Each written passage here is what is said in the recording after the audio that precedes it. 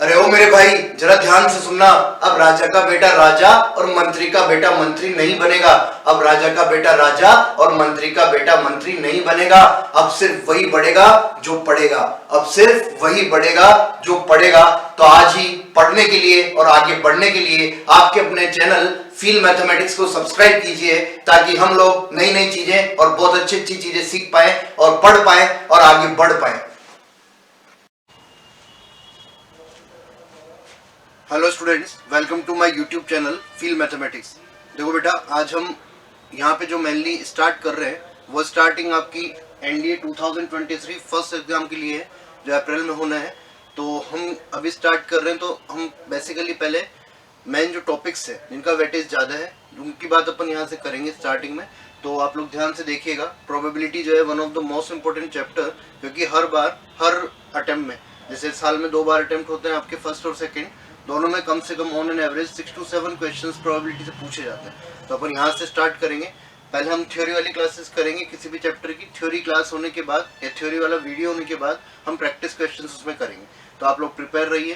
तो पहले कॉन्सेप्ट अच्छे से समझें, ताकि जब हम अप्लाई करें क्वेश्चंस में तो आपको एक कमांड रहे। और तभी आप, सबसे मेन मैटर यही होता है कि अगर आपके पास कॉन्सेप्ट है तो आप तो फिर कैलकुलेशन करके आंसर निकाल ही लोगे। बट जब तक कॉन्सेप्ट आपका क्लियर नहीं है तब तक आप उसमें कैलकुलेशन करते ही रहोगे, लेकिन आंसर नहीं आएगा। हर कुछ ही कैलकुलेशन करेंगे। तो without wasting the time upon start करते हैं बेटे। तो ध्यान से सुनिएगा, सुनते जाइए। प्रोबेबिलिटी, ये जो वर्ड है ये मैथमेटिक्स का है, और हम अगर हमारी लैंग्वेज में बात करें तो सिंपल वर्ड्स में आप प्रोबेबिलिटी जो है इसको कहोगे पॉसिबिलिटी। यानी कि मैं कह सकता हूँ हिंदी में अगर बात करें अपन, तो आप कह सकते हो संभावना।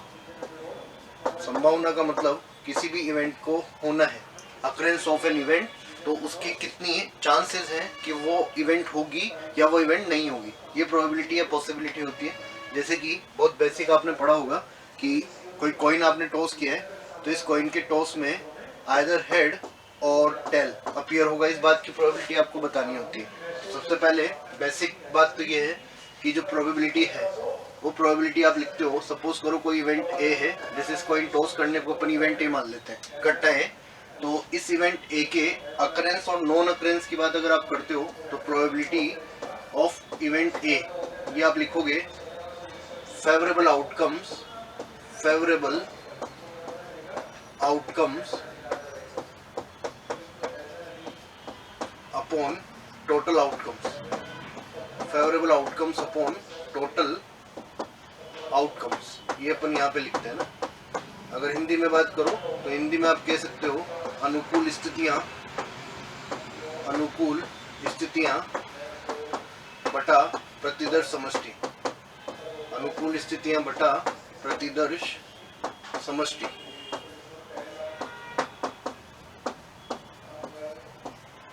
ठीक है बेटा। जैसे कि बहुत बेसिक बात, ये अपना कॉइन है, इस कॉइन को टॉस किया आपने, और मैं आपसे बात कर रहा हूँ कि find probability of getting head, head आने की प्रोबेबिलिटी बताइए।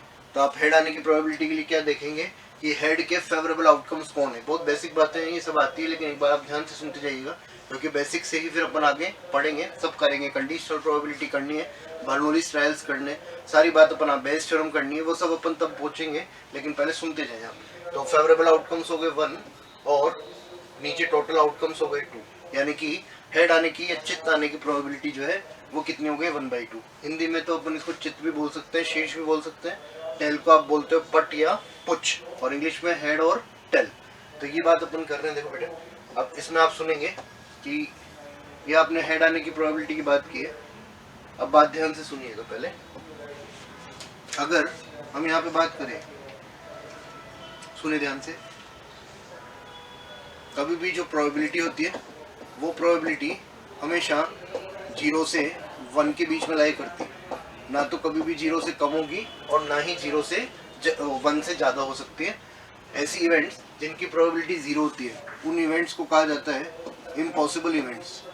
ऐसी इवेंट्स जिनकी प्रोबेबिलिटी 0 होती है उनको कहोगे आप इम्पॉसिबल इवेंट्स, या आप कह सकते हैं असंभव घटनाएं, असंभव घटनाएं। और ऐसी इवेंट्स जिनकी प्रोबेबिलिटी 1 होती है उनको कहा जाता है श्योर इवेंट्स, श्योर इवेंट्स, या फिर आप कह सकते हो ये 100% चांसेस हो गए इवेंट के होने की, तो आप कह सकते हो श्योर इवेंट्स या फिर निश्चित घटनाएं। राइटिंग थोड़ी सी ऐसे है तो आप सुनने पे ज़्यादा ध्यान दें ताकि आपको समझ में आ जाए कि क्या लिखा हुआ है, निश्चित घटनाएं। और यहाँ पे मैं आपको पहले ही कह दूं कि आप स्क्रीनशॉट ले लीजिएगा बेटा, नोट करने के बाद, मतलब ये देखने के बाद आप पॉज कर लें, स्टॉप कर लें वीडियो को और स्क्रीनशॉट आप ले लें, ताकि आपको कोई पीडीएफ और ये सब का है नहीं, आप डायरेक्टली जो है पढ़ना है तो आप जो भी आपको लगता है कि मुझे ये बाद में एक बार और रिवाइज करना है तो आप उसका स्क्रीनशॉट वीडियो को पॉज करके आराम से ले सकते हैं ना। अभी देखते जाएँ अभी आगे। तो इस टाइप की जो कैटेगरी है उसमें आप ये कह सकते हो, एक वर्ड आपको सुनने को मिलेगा बायस्ड कॉइन। बायस्ड, बायस्ड का मतलब होता है, हिंदी में बात करूं तो इसको लिखते हैं अभिनत, हिंदी में लिखेंगे आप अभिनत, अभिनत कॉइन, अभिनत सिक्का। इसकी बात यहाँ पे कर रहे हैं बायस कॉइन की। बायस का मतलब होता है कि जनरली अपन वर्ड यूज करते हैं, किसी के नेचर में भी बायसिंग होती है। बायसिंग का मतलब जिसमें ओरिजिनलिटी नहीं है। तो ओरिजिनल कॉइन जो होता है उसमें अपन ने बात कर ली, एक हेड होता है और एक क्या होता है, टेल। जबकि बायस कॉइन में आप कुछ भी चेंजेस कर सकते हो, लाइक फिजिक्स में आप पढ़ते हो रिवर्स बायसिंग, फॉरवर्ड बायसिंग, वैसे मैं यहाँ पे कर रहा हूँ कि मैंने बायसिंग कर दी इस कॉइन में, और बायसिंग करके मैंने इसके दोनों ही पहलुओं पे, जो दोनों फेसेस हैं उन पे क्या ला दिया, हेड। कैसे भी लाओ पर आपने दोनों जगह पे हेड बना दिया। तो अभी आपके पास एक ऐसा कॉइन है जिसके दोनों ही फेसेस पे क्या है, हेड। तो अभी मैं इस कॉइन को अगर टॉस करूँ तो प्रोबेबिलिटी ऑफ गेटिंग हेड अगर मैं आपसे पूछता हूँ तो आप कहोगे दो ही तो फेवरेबल आउटकम्स है और दो ही टोटल आउटकम्स है, यानी कि प्रोबेबिलिटी कितनी होगी बेटे, 1। अगर मैं इसी कॉइन के टॉस में प्रोबेबिलिटी ऑफ गेटिंग टेल की बात करूँ तो 0 तो फेवरेबल आउटकम्स है और टोटल आउटकम्स कितने, 2, तो प्रोबेबिलिटी कितनी हो गई, 0। अब देखें, ये मुझे लिखने की जरूरत ही नहीं थी। जब आपको पता है कि दोनों साइड हेड है तो आप जैसे ही टॉस करोगे उससे पहले ही आप श्योर हो तो आप कहोगे कि 100% हेड आएगा। इसका मतलब ये इवेंट श्योर हो गई और इसकी प्रोबेबिलिटी कितनी हो गई, 1। आप टॉस करने के पहले कह सकते हो कि टेल कभी भी नहीं आएगा, यानी कि this event is impossible event, असंभव घटनाएं। तो ऐसी घटनाएं जो है असंभव घटनाएं आपकी कहलाती है। अभी देखिए आगे, सेकंड बात इसी में जो इम्पोर्टेंट है बेसिक बात में, कि आप कह सकते हो कि किसी भी इवेंट की occurrence, happening of an event and not happening of event, non occurrence of an event is equal to 1। मतलब कि प्रोबेबिलिटीज का सम जो है किसी घटना का होना प्लस उसका नहीं होना, इसका सम हमेशा 1 होता है। नहीं होना को आप ए बार से रिप्रेजेंट करते हैं, कहीं कहीं ए डैश भी लिखा होता है। तो नॉन अकरेंस का मतलब हो गया ए बार।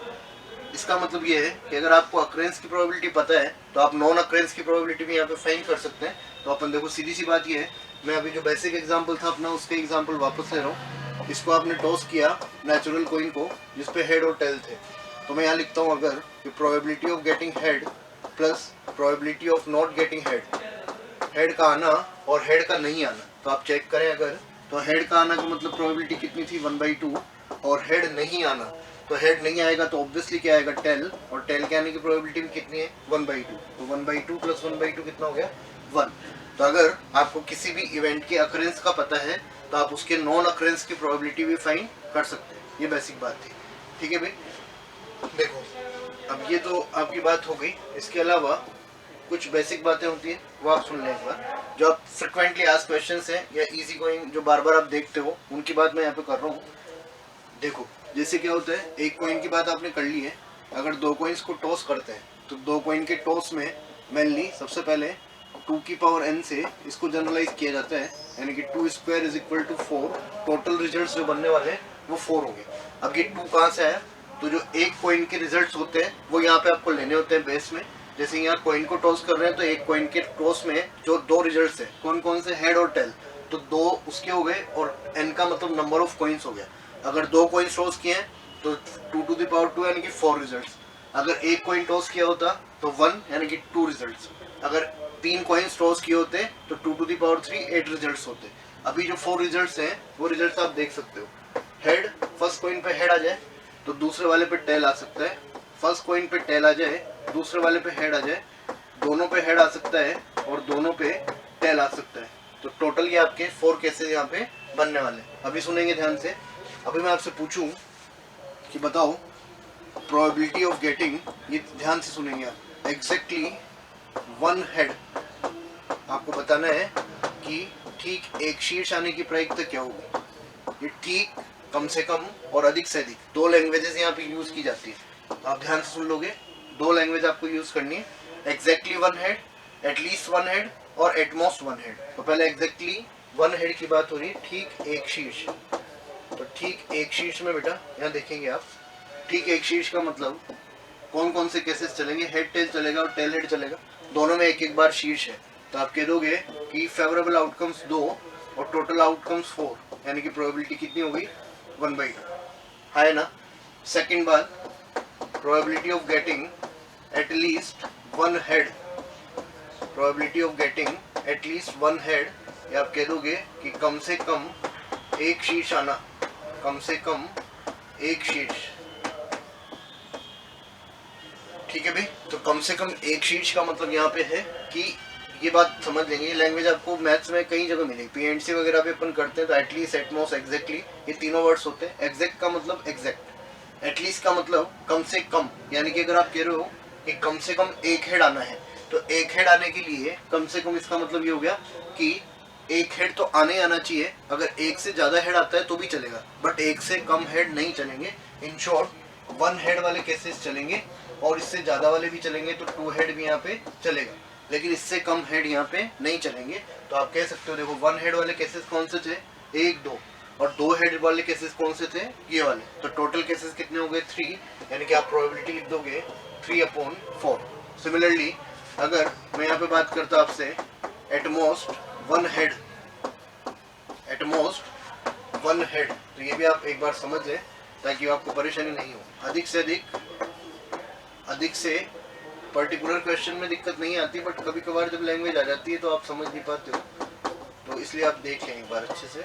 अधिक से अधिक एक हेड, अधिक से अधिक एक शीर्ष आना। तो अधिक से अधिक की अगर बात चल रही है तो आपको क्या समझना है कि अधिक से अधिक एक बार हेड आ सकता है, इससे ज्यादा बार नहीं आ सकता है, यानी कि इससे कम बार भी आ सकता है लेकिन इससे ज्यादा बार नहीं आएगा। कम बार का मतलब हो गया बच्चे 0 हेड आना, और एक बार हेड आने का मतलब हो गया 1 हेड। तो आप केसेस देखोगे, 1 हेड वाले 2 केसेस हैं और 0 हेड वाला टेल वाला केस है, यानी कि again probability is 3/4, again probability is 3/4। ये सोच लो, तो ये बेसिक बातें हैं, अभी आप समझते जाएं बस।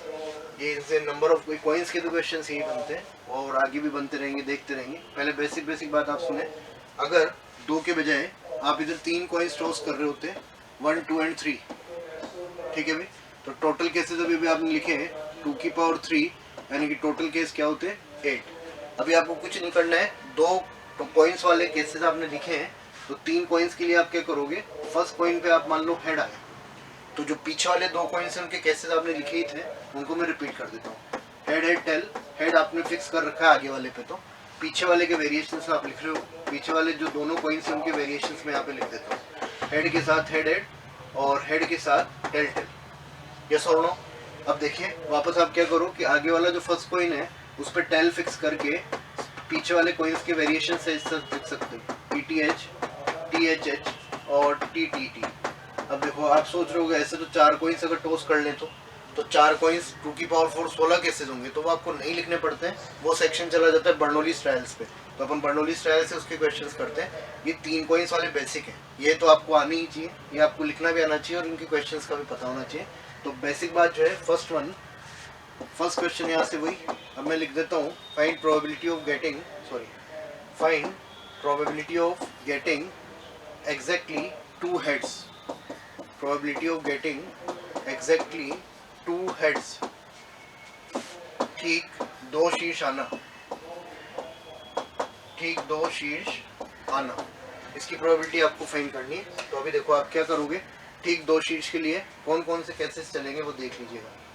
ठीक 2 शीर्ष के लिए आपके जो केसेस चल सकते हैं, हेड टेल चलेगा, एग्जैक्टली 2 बार होने चाहिए, हेड चलेगा और THH चलेगा। तो ये 3 केसेस हैं जो ठीक 2 बार आ रहे हैं। यहाँ पे देखो और कहीं भी आपको 2 बार हेड नहीं दिख रहा है, या तो 3 बार है या 1 बार है, तो आपको तो ठीक 2 बार लेना है, तो ठीक 2 बार के लिए आपने ऐसे लिख दिया, तो ये प्रोबेबिलिटी क्या लिख दोगे 3/8।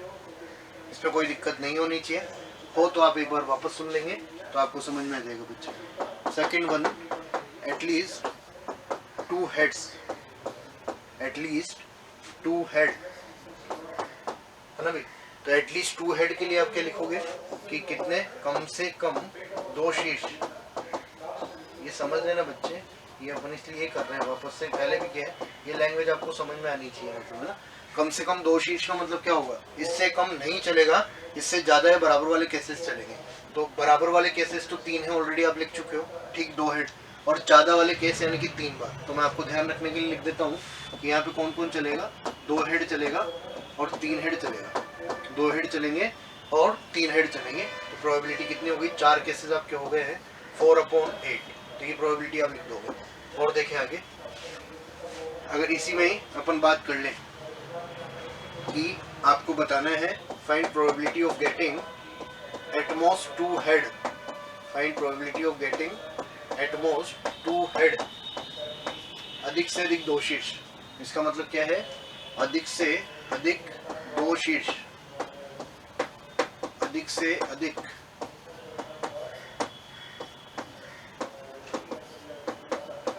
है ना भाई।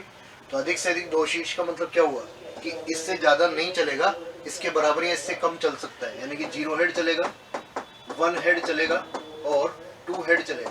ये तीनों केसेस आपके चलेंगे, लेकिन 3 हेड वाला केस नहीं चलेगा। 3 हेड वाला केस केवल एक ही इकलौता केस है। इसका मतलब इसको छोड़ के बाकी सारे केसेस चलेंगे, यानी कि 7 केसेस फाइनल और 7 केसेस जो है फेवरेबल, और टोटल केसेस कितने हैं 8, यानी कि प्रोबेबिलिटी हो गई 7/8। यस और नो। तो बेसिक बात अपन कर रहे हैं। तो अभी आप एक बार स्क्रीनशॉट ले सकते हो या देख सकते हो। देखिए, अगर आपने स्क्रीनशॉट ले लिया है तो आगे की बात अपन सुनते हैं। देखो भी नेक्स्ट बात, अगर ऐसे ही जैसे आप डाइस थ्रो कर रहे हो बच्चे, वैसे ही सेम यहाँ पे कॉइन्स का थ्रो चलता है, क्या डाइस सॉरी कॉइन्स थ्रो कर रहे हो, वैसे ही सेम डाइस की बात यहाँ पे होती है। ये सब बहुत बेसिक बात है, इनको फटाफट आप सुन लें। एक डाइस को थ्रो किया गया, इस डाइस के थ्रो में पहली बात इसका सैंपल स्पेस या प्रतिदर्श समष्टि बनाते हो। सैंपल स्पेस प्रतिदर्श समष्टि का मतलब टोटल केसेस जो होते हैं, ये टोटल केस क्या हो सकते हैं 1 2 3 4 5 और 6, ये टोटल केसेस होंगे 6। अब इस नेचुरल बेसिक पॉइंट में सॉरी बेसिक डाइस में क्या क्या क्वेश्चंस होते हैं। First one, getting an odd number, find probability of getting N odd number. कोई विषम संख्या है, उसकी प्रायिकता क्या होगी, विषम संख्या की प्रायिकता। तो विषम संख्या की प्रायिकता निकालनी है, कौन कौन विषम है और कौन कौन है 1 3 और 5। तो आप कह दोगे 3 केसेस फेवरेबल और टोटल केसेस कितने 6, यानी कि प्रोबेबिलिटी होगी 3/6, 1/2 लिख सकते हो आप चाहो। Second one, probability of getting an even number, सम संख्या आना, probability of getting an even number, सम संख्या आने की प्रोबेबिलिटी। तो सम संख्या कौन कौन सी है, 2 4 और 6। तो आप लिख दोगे 3/6। यस और नो।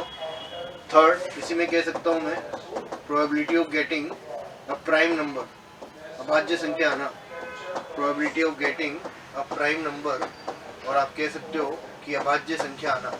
तो अभाज्य संख्या आने के लिए क्या होता है बेटा, क्या होते हैं prime numbers. Prime numbers are the numbers which are divisible by 1 और इटसेल्फ। ऐसी संख्या है जो या तो 1 से विभाजित होती है या फिर स्वयं से विभाजित होती है। The numbers are called as prime numbers. तो वो संख्याएं क्या कहलाती हैं, अभाज्य संख्याएं या प्राइम नंबर्स आपकी होती हैं। तो ये 1 तो रेफरेंस में काउंट होते हैं। फर्स्ट प्राइम नंबर इज, देखो first prime number is 2, then 3 and then 5।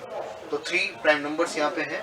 तो आप जब प्रोबेबिलिटी लिखेंगे तो प्रोबेबिलिटी हो जाएगी आपकी बच्चे, यहाँ देखें 3 केसेस फेवरेबल, तो 3/6 ये प्रोबेबिलिटी होगी। फोर्थ वन मैं यहाँ पे लिख दूँ कि find probability of getting a number more than 2, Hindi में चलेगा ऐसे ही, 2 से अधिक संख्या।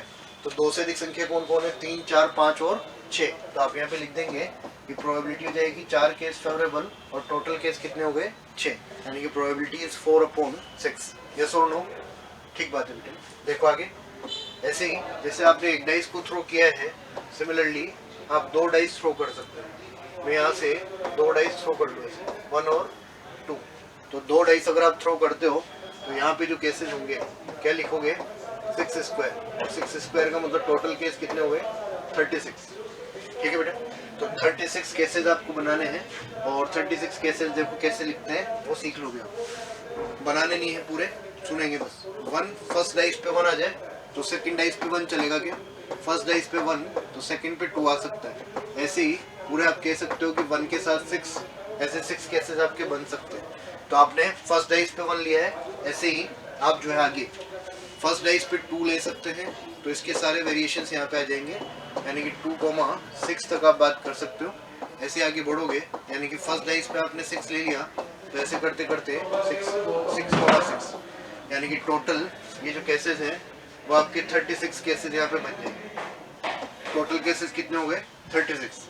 अब इन 36 केसेस में आपको जो मोस्ट फ्रिक्वेंटली आस्क्ड क्वेश्चंस है उनमें जो पहला क्वेश्चंस बहुत सारे हैं और भी बनते हैं, लेकिन जो मेजर क्वेश्चन यहाँ से बन सकते हैं उनकी बात अपन सुन रहे हैं। यहाँ पे देखो, आप सबसे पहले गेटिंग अ डबलेट एक पूछा जाता है, find probability of getting a doublet, find probability of getting a doublet.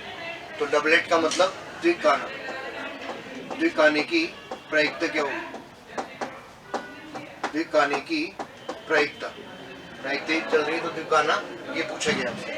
द्विक या डबलेट, इसका मतलब ये होता है same digit on both dice, दोनों पासों पर समान संख्या है। तो ये आप समझते हैं कि दोनों पासों पर सेम डिजिट का मतलब 1 1 2 2, और ऐसे करते करते टोटल केसेस कितने हो जाएंगे? 6 6, यानी कि 6 केसेस फेवरेबल और टोटल केसेस कितने होंगे? 36।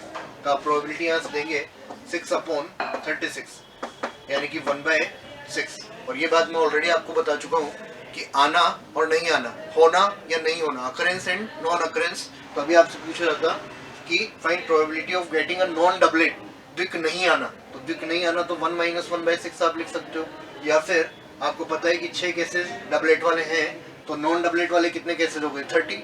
तो आप लिख दोगे 30/36, या आप लिख सकते हो 1 - 1/6, यानी कि टोटल कितने केसेस, वो प्रोबेबिलिटी क्या हो जाती है? 5/6। अब सुने सेकंड वन, एक ही क्वेश्चन होता है, बहुत ज़्यादा पूछा गया और पूछते भी रहते हैं, इसमें कुछ है नहीं वैसे, कि आपसे कहा गया कि दोनों डाइस को थ्रो किया तो प्रोबेबिलिटी बताओ कि सम ऑफ डिजिट्स जो है वो मोर देन 9 हो। सम ऑफ डिजिट्स मोर देन 9 लिख देते हैं, मोर देन 8 लिख देते हैं, मोर देन 11 10 कुछ भी लिख सकते हैं। तो आप देखिए यहाँ पे अंकों का योग 9 से अधिक हो, अंकों का योग 9 से अधिक, अंकों का योग क्या हो? 9 से अधिक हो। तो अंकों का योग 9 से अधिक होगा, तो यहाँ देखो आप क्या करोगे? सम ऑफ डिजिट्स मोर देन 9। तो इस कैटेगरी में आप क्या ले सकते हैं? सुनेंगे एक बार। सम ऑफ डिजिट्स मोर देन 9 के लिए क्या क्या केस हो सकते हैं? इधर अगर मैं 3 लेता हूँ बच्चे, तो सेकंड डाइस पे आपका लास्ट कितना आ सकता है? 6। मैं 3 के साथ इधर सेकंड डाइस पे मैक्सिमम कितनी वैल्यू आ सकती है? मैक्सिमम फेस पे आपका 6 आ सकता है। तो 6 आएगा तब भी अगर इन दोनों डिजिट्स का सम करोगे तो वो सम कितना होगा? 9। तो 9 नहीं चलेगा क्योंकि मोर देन 9 आपसे पूछा गया। इसका मतलब कि 3 के करस्पॉन्डिंग यहाँ पे आपका काम नहीं हो पाएगा। तो आप स्टार्टिंग कहाँ से कर सकते हो? 4 के साथ 6 चलेगा क्या? ठीक है भाई, 4 के साथ 6 चला, 5 के साथ 5 भी चला, 5 के साथ 6 भी चला, लेकिन इनके सबके सम जो है वो 9 से ज़्यादा है। तो 5 से ज़्यादा हो गया, इधर आ गया जो 6 के साथ 4 चला, 6 के साथ 4 चला, 6 के साथ 5 भी चला, और 6 के साथ 6 भी चला। ये कैसे चल सकते हैं, है ना भी? सबका सम जो है वो मोर देन 9 है। तो टोटल केसेस कितने हैं? 6 तो फेवरेबल, और देखो यहाँ पे हाँ, टोटल केसेस 5 के साथ 5, 6 के साथ 4 5 6, ठीक है। तो 6 केसेस तो फेवरेबल, और टोटल केसेस कितने? 36, यानी कि प्रोबेबिलिटी कितनी हो गई? 1/6। यस और नो? ये बेसिक क्वेश्चन है, एक तो कॉइन के और एक डाइस के। इसके अलावा बेसिक में ही अगर आप बात करते हो, अगर हम बेसिक की बात करते हैं, तो बेसिक में देखो आप, एक बात होती कार्ड्स की, जो भी आपने कंफर्टेबल हो आप लोग, 52 कार्ड्स होते हैं टोटल। उन कार्ड्स में ताश के पत्ते, इन 52 कार्ड्स का मैं डिवीज़न एक बार कर देता हूँ ताकि आपको थोड़ा इजी रहे। देखो, इन 52 कार्ड्स में 2 सूट होते हैं, ब्लैक सूट और रेड सूट। 26 पत्ते होंगे। एक होता है ब्लैक सूट, काले कपड़े, ब्लैक सूट, और एक होता है बच्चे रेड सूट, काले कपड़े और लाल कपड़े। काले कपड़े मतलब 26 पत्ते तो ब्लैक वाले होंगे और 26 पत्ते रेड वाले होंगे। ब्लैक में कौन कौन होता है? हुक्म और चिड़ी। और रेड में कौन कौन होता है? रेड में पान और ईंट, है ना? इधर देखिए, हुक्म हुकुम के कितने पत्ते, हुकुम मतलब स्पेड है ना, और कितने, सॉरी स्पेड नहीं, क्लब, एक सेकंड, क्लब और ये स्पेड। हुकुम में 13 पत्ते आपके, और इधर चिड़ी, चिड़ी में 13 पत्ते और 13 पत्ते, और आप कह सकते हैं स्पेड, और स्पेड के 13। ऐसे ही डायमंड और हार्ट, पान और ईट। तो पान की बात करोगे तो पान के वही 13 पत्ते, हार्ट, ऐसे ही ईट, डायमंड, ये सब जानते हैं ना, इन्हें बताने की बात है नहीं। तो इसके भी 13 पत्ते, तो सबके 13-13 पत्ते होते हैं। इसके अलावा एक बात यहाँ पे होती है, face cards. Face cards, face cards आप कह सकते हो चेहरे वाले पत्ते, फेस कार्ड्स या चेहरे वाले पत्ते, ठीक है बेटा। तो चेहरे वाले पत्ते जो है वो कौन कौन है वो देखोगे। टोटल कितने होते हैं, 12 कार्ड्स और फेस कार्ड्स, और 12 जो पत्ते होते हैं वो इनमें ही है ना, 52 में चल रही सारी बातें। एक तो होता है 4 तो राजा होते हैं, 4 किंग्स, पान, ईट, चिड़ी और हुकुम का, चारों के एक एक राजा, यानी कि 4 किंग्स। ऐसे ही 4 क्वींस, 4 रानियां, और 4 जैक, 4 गुलाम, राजा, रानी और गुलाम। तो ऐसे करके टोटल फेस कार्ड्स कितने होते हैं, 12। अभी आप सुने, बिल्कुल बेसिक क्वेश्चंस है, जो मतलब हालांकि अपने एनडीए में नहीं पूछेंगे और ऐसे पूछे भी नहीं जाता, बट ये क्वेश्चंस में आपको इनकी जरूरत पड़ती है। जब प्रोबेबिलिटी आप उनकी लिखते हो तो आपको सवालों में इनकी जरूरत पड़ेगी। तो क्या होता है कि ताश के 52 पत्तों में से एक पत्ता निकाला गया, प्रायिकता बताओ कि वो काला पत्ता है। Find probability that the drawn card is black card, तो आप कहोगे 26/52। ऐसे ही drawn card is red card, 26/52। Drawn card is card of club और हुकुम 13/52, चिड़ी का 13/52, पान का 13/52, डायमंड का 13/52। Drawn card is a face card, तो 12/52। Drawn card is king, 4/52। Drawn card is queen, 4/52। Drawn card is jack, 4/52। तो ये बात है इसकी। बाकी कार्ड्स के और भी क्वेश्चंस होते हैं बहुत सारे, ये मैं आपको सारे बेसिक बता रहा हूँ। एक बेसिक इवेंट्स में ही जो अपन बात कर रहे हैं, जो बेसिक इवेंट्स होती हैं आपकी सारी, उन बेसिक इवेंट्स में एक होता है लीप ईयर। ये ध्यान सुनेंगे। पहले तो आप ले लो नॉर्मल ईयर, नॉर्मल ईयर, या आप इसको बोलते हैं अलीप ईयर ही बोला जाता है, या नॉन लीप ईयर भी बोल सकते हो, जो लीप ईयर नहीं है, और आप कह सकते हो सामान्य वर्ष, और इसको बोल देते हैं हिंदी में गैर लीप वर्ष। अलीप ईयर भी बोल सकते हैं, नॉन लीप ईयर भी बोल सकते हैं ना। अलीप ईयर ही जनरली बोला जाता है। देखिए यहाँ पे अलीप ईयर, यहाँ लिख लेंगे अलीप ईयर।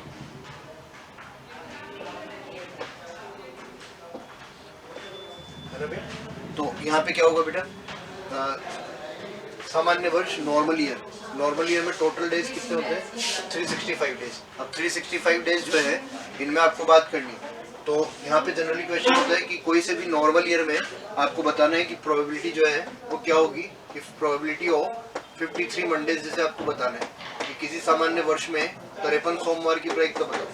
तो आप सबसे पहले तो ये बात समझ लें कि 365 डेज है, तो इन 365 डेज का डिवीजन मैं ऐसे कर रहा हूँ कि 364 डेज जो है वो तो आपके 52 वीक्स में चले गए, 52 सप्ताह में चले गए।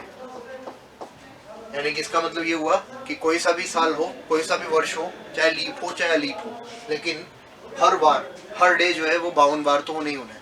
तो उसकी कोई बात ही नहीं होती। बात किसकी होती है, 53 की। तो ये जो एक दिन आपका बचा हुआ है सिंगल डे, इस पे सारी डिपेंडेंसी है कि इसमें कितने बार सोमवार, मंगलवार, बुधवार होंगे। तो ये जो वन डे है, ये वन डे आपका क्या क्या हो सकता है, संडे हो सकता है, मंडे हो सकता है, ट्यूसडे हो जाए, वेडनेसडे चलेगा, वेडनेसडे हो जाए, थर्सडे हो जाए, फ्राइडे हो जाए और सैटरडे हो जाए।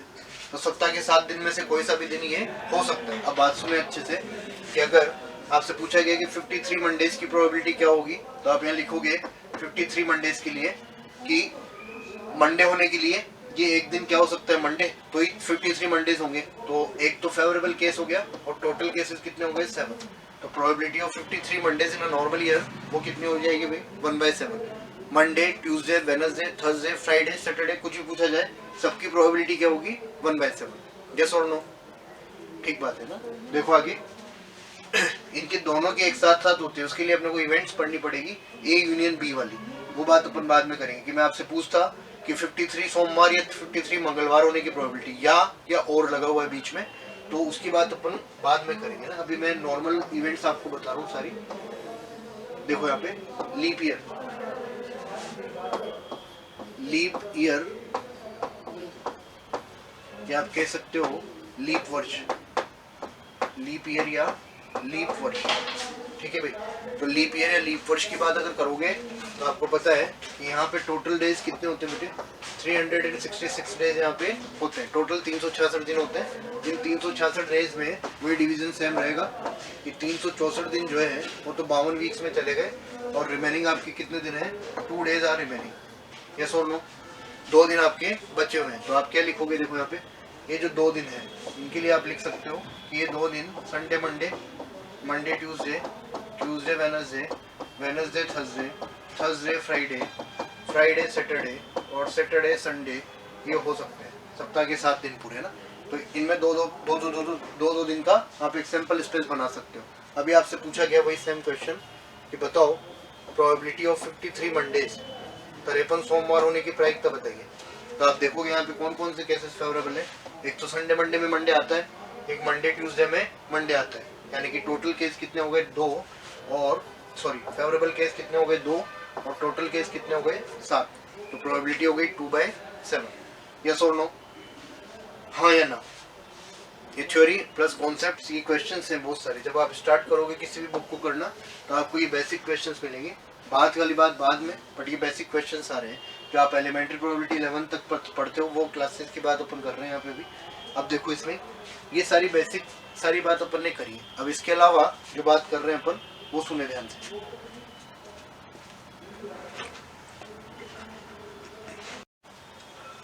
देखिए बेटा आगे, तो अपन इसमें बात कर रहे हैं सम इम्पोर्टेंट इवेंट्स की, इसकी बात कर रहे हैं। ये बेसिक में बात चल रही है। कंडीशनल प्रोबेबिलिटी पढ़ने के पहले, सप्रतिबंध प्रायिकता पढ़ने से पहले आप ये बात करोगे तो सम इम्पोर्टेंट इवेंट्स, इनमें कुछ इम्पोर्टेंट इवेंट्स हैं वो आपको पता होनी चाहिए, जिसकी बात आप बार बार क्वेश्चंस में सुनोगे। सम इम्पोर्टेंट इवेंट्स या कुछ महत्वपूर्ण घटनाएं, कुछ महत्वपूर्ण घटनाएं,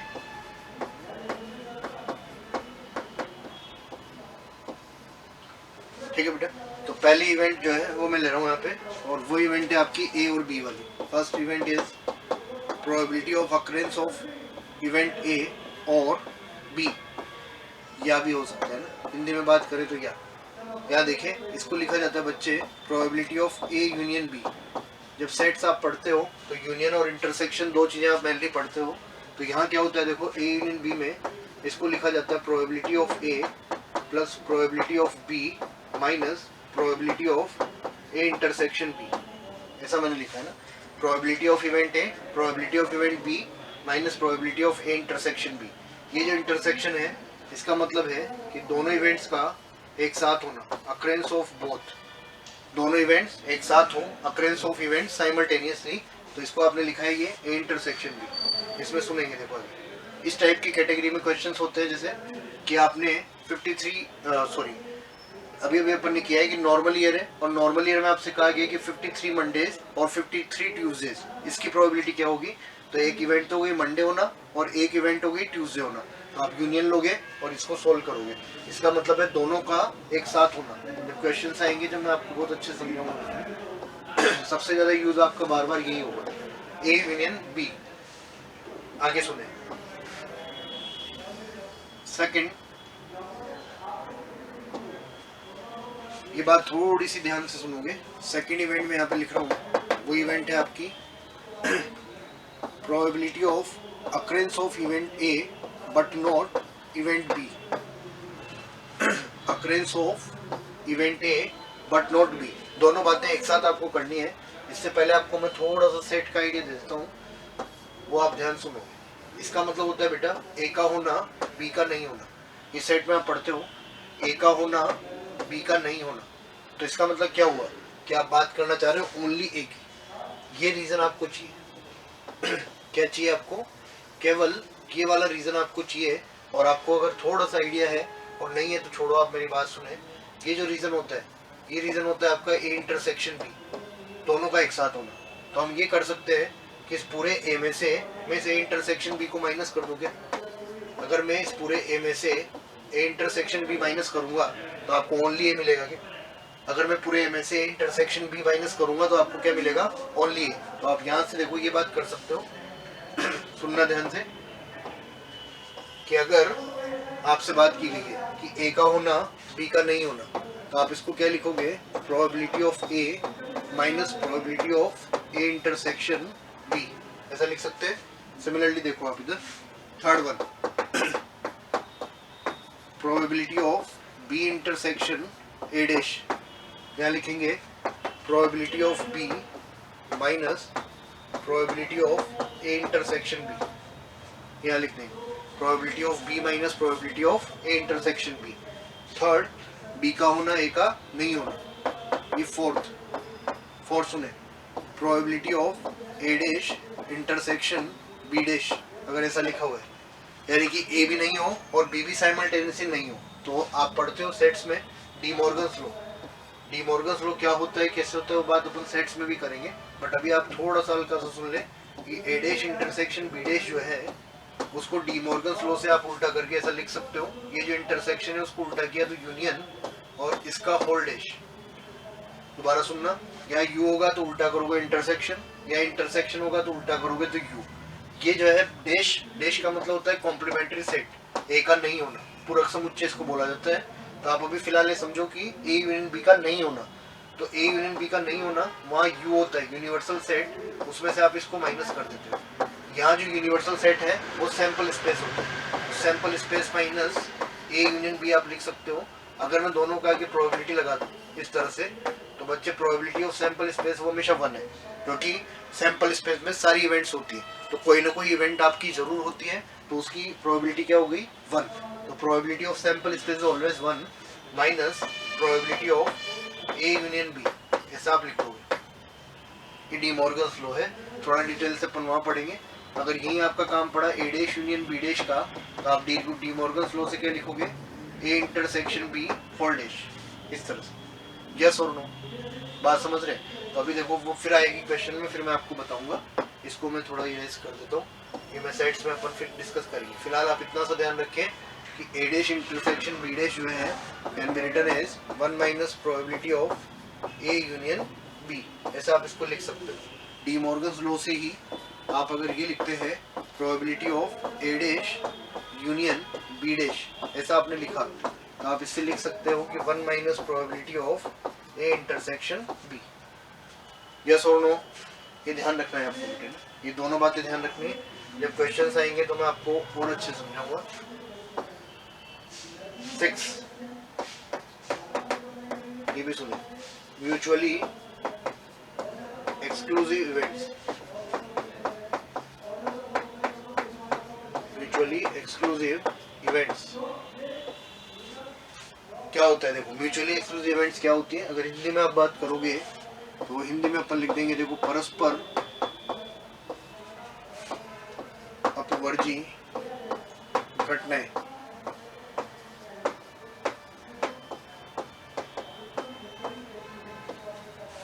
क्या होगा? परस्पर अपवर्जी घटनाएं। परस्पर अपवर्जी घटनाएं म्यूचुअली एक्सक्लूसिव इवेंट्स ऐसी इवेंट्स होती है कि मान लो आपने एक डाइस थ्रो किया है और इस डाइस में टोटल जो है वो केसेस है आपके 1 2 3 4 5 और 6, ठीक है। तो इस डाइस के थ्रू में मैं 2 इवेंट्स डिफाइन कर रहा हूँ। एक इवेंट है गेटिंग ऑड नंबर 135 और एक इवेंट है गेटिंग एन इवन नंबर 2 4 और 6। अगर कोई सी भी 2 इवेंट्स के बीच में कुछ भी कॉमन नहीं होता है, यानी कि ए इंटरसेक्शन बी 5 हो, 5 होता है रिक्त समुच्चय एम्प्टी सेट जिसमें कोई भी एलिमेंट नहीं हो, जैसे इन दोनों के बीच में कॉमन कुछ भी नहीं है। तो यहाँ पे आपको एक बात तो ये ध्यान रखनी है, अगर मैं ये लिख दूँ कि number of elements in A intersection B, तो आप कहोगे 0। अगर मैं आपसे कहूँ probability of A intersection B, तो जब फेवरेबल आउटकम्स ही नहीं है तो प्रोबेबिलिटी भी क्या होगी? 0। तो ऐसी 2 इवेंट्स जिनके बीच में कुछ भी कॉमन नहीं होता है, उन इवेंट्स को क्या कहते हो? परस्पर अपवर्जी इवेंट्स, परस्पर अपवर्जी घटनाएं।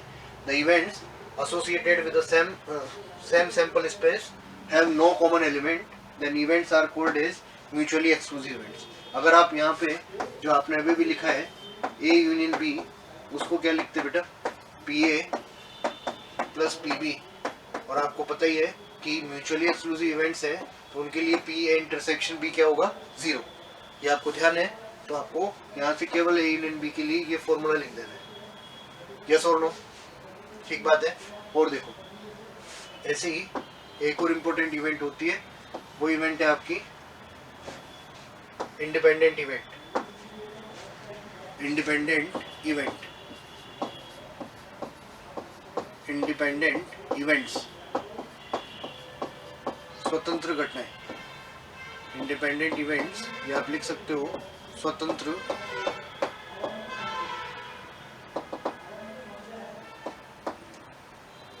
स्वतंत्र घटनाएं।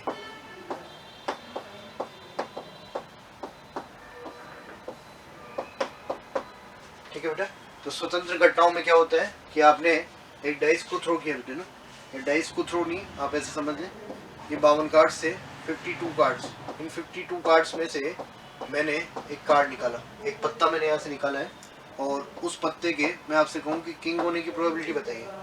वो जो पत्ता आपने निकाला है उस पत्ते के किंग होने की प्रोबेबिलिटी क्या होगी, तो आप यहाँ लिख दोगे कि उसकी प्रोबेबिलिटी होगी 4/52।